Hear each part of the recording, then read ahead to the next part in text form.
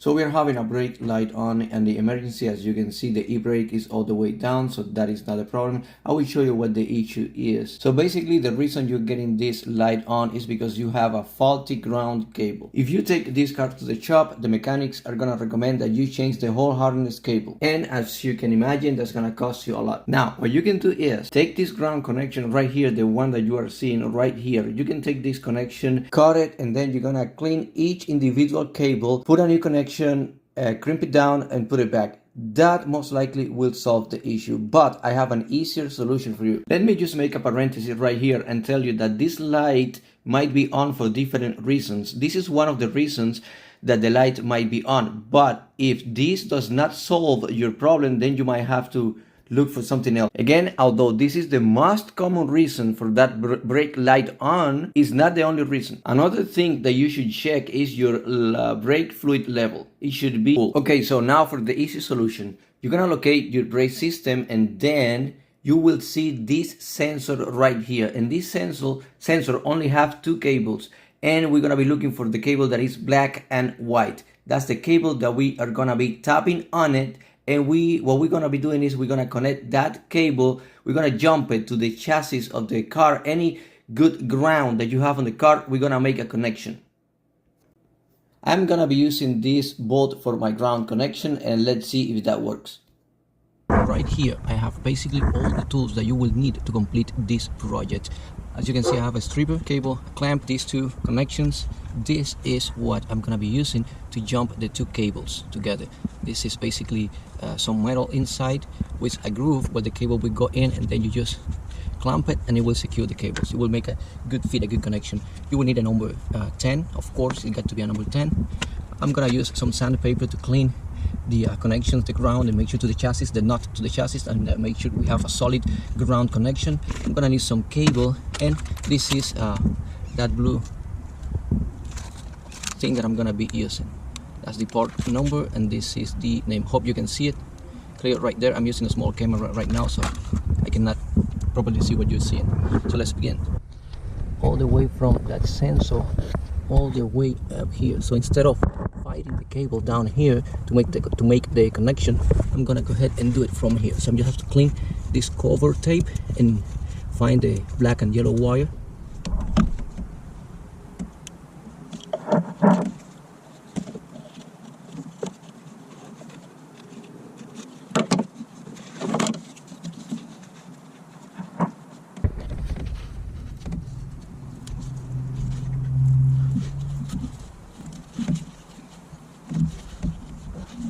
And I hope you can see it. This one right here is the black and yellow cable that I was talking about, that I was mentioning.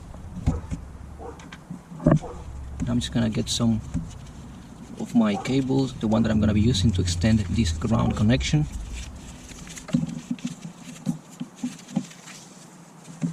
Measure the cable, make sure it's good, and you have plenty of it all the way around.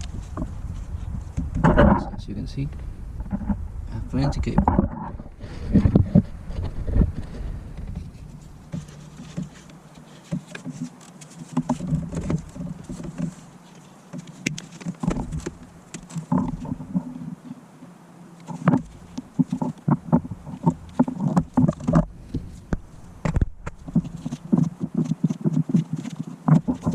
This is the end that will come. I'm gonna put this and put it to the bolt, but for now I'm gonna put it aside, and we get this. So we get the splicer, that's what this is called, the splicer, and basically, as you can see, you just run the cable through those holes and then press on here. That's what I'm gonna be doing. It has like a stop at the other end. So in the stop, you're gonna be using your loose cable. So it cannot go more than that. It will stop right there. Then at the other hole, you're gonna put the black and yellow cable. Just like that. Now make sure the cable is secure, it has not moved. Get yourself some good pliers. The bigger the better, you know, size matters, that's what they say. So we're gonna go ahead and secure this. I have both cables inside, and this one is all the way back. So right now I'm just gonna go ahead and make sure I got that cable, the black one, all the way back.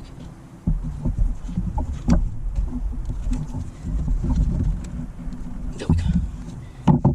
I don't know if you can see it in camera, but the piece of metal went around the cable, both cables, and I'm pulling and I cannot move it. This was supposed to be just like that. You see it? How it is secure? It is good. That's how we make that connection. So that part is done. We push the cable down.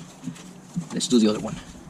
And as I was mentioned, you will need a number 10. This is a 10 millimeter. And let's go ahead and loose this bolt. So loose. Get some sandpaper just to make sure this connection is. I mean, this is not needed because inside the thread is already super clean. This is just me being paranoid.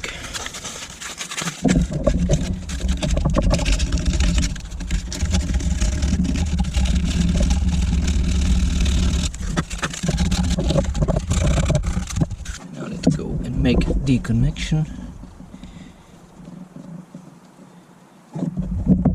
Use that side of the plier to press in the cable wire, just like that. Make sure it is really secure.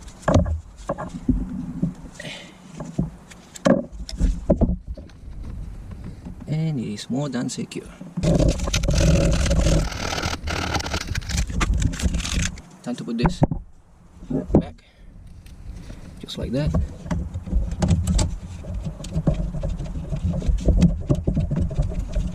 Hand it, tight it first.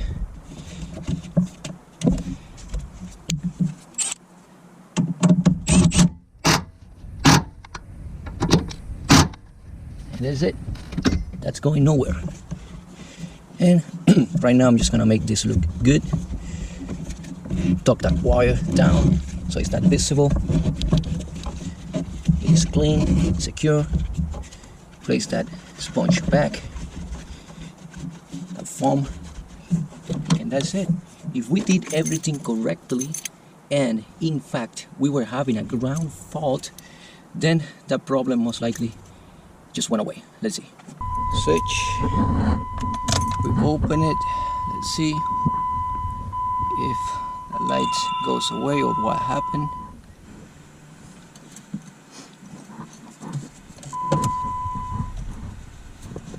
Okay, looks like it went away. Let me turn it on.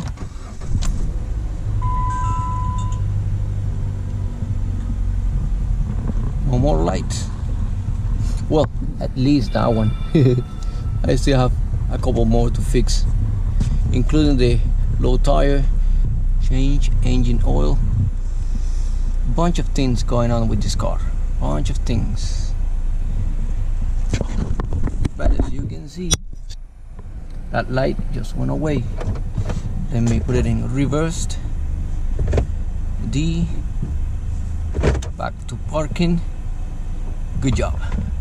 That's how you fix it.